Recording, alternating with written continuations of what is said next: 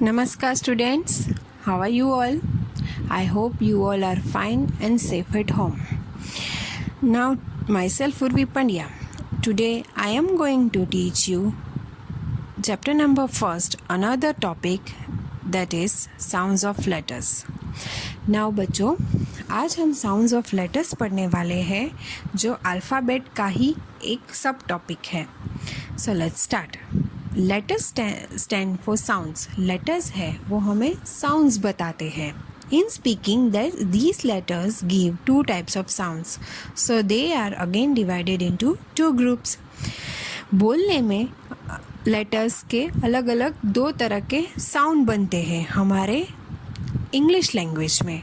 First is vowels and second is consonants.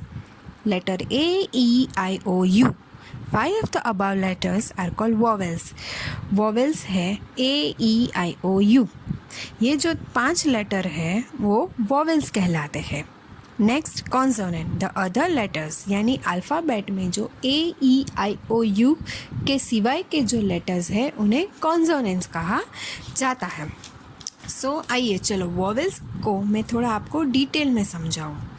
Now what is vowels? Letters A, E, I, O, U are called vowels. Letter A, E, I, O, U vowels कहलाते हैं. जैसे कि हमारे Gujarati language में अ, आ, ई, ई, हिंदी में भी अ, आ, ई, ये vowels है. उसी तरह इंग्लिश के A, E, I, O, U vowels है. We have to use an before any singular noun which start from the above given vowel sound. Children, ये जो आपको बहुत ही ये वाला जो पॉइंट है आपको हमेशा माइंड में याद रखना है कि जो वोवेल साउंड से वर्ड स्टार्ट होता है अगर वो सिंगुलर हो तो हमें उसके आगे an का यूज़ हमेशा करना पड़ता है. सपोज़ कि अगर एक एप्पल है, 1 एप्पल हो, सिंगुलर यानी कि 1. अगर कोई भी चीज़ एक हो तो जैसे कि एप्पल हो 1 तो एन एप्पल. ऑक्स हो एन ऑक्स.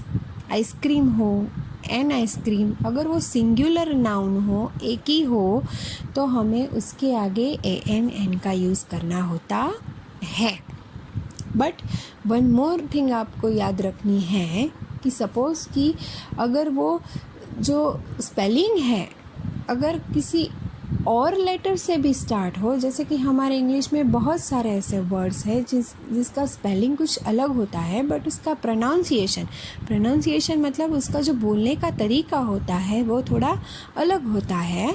तो उसके लिए भी हमें थोड़ा ध्यान रखना है. जैसे कि एग्ज़ाम्पल दूँ मैं आपको. HOUR. तो अगर वो स्टार्ट्स तो H से होता है बट उसे हम प्रोनाउंसिएशन आर करते हैं. तो अगर एक ही आर की बात हो रही है तो NR बोला जाता है. सपोज़ है यूनिट तो UNIT यूनिट. यहाँ पर स्पेलिंग तो उसकी यू से स्टार्ट हो रही है बट उसका प्रोनाउंसिएशन य होता है तो उसके आगे ANN लगता नहीं है. So children keep in mind one thing that कि अगर वोवेल साउंड ही हो A, E, I, O, U से ही अगर उसका साउंड प्रोड्यूस होता है तो ही हमें ANN सिंगुलर नाउन के लिए यूज़ करना होता है. अदरवाइज ANN लगता नहीं है. नेक्स्ट है consonants. The other letters except vowels in alphabet are called consonants. हमारे अल्फ़ाबेट में दूसरे जो लेटर्स है वोवेल के सिवाय के उन्हें कॉन्सोनेंट कहा जाता है. और चिल्ड्रन मैं आपको और एक बात बता दूँ, आपके आगे तो कोर्स में ये आएगा ही आएगा बट मैं आपको बता दूँ कि कॉन्सोनेंट से जो स्टार्ट होता है उनके आगे ANN नहीं लगता. उनके आगे अगर सिंगुलर हो तो A लगता है या तो ध होता है यूज़. बट ध तभी यूज़ होता है अगर हम कोई पर्टिकुलर पर्सन के बारे में बात कर रहे हो या तो कोई पर्टिकुलर थिंग के बारे में बात कर रहे हो तो ही ध का यूज़ होता है. वो जब आपके कोर्स में आगे आएगा तब मैं आपको एक्सप्लेन करूँगी.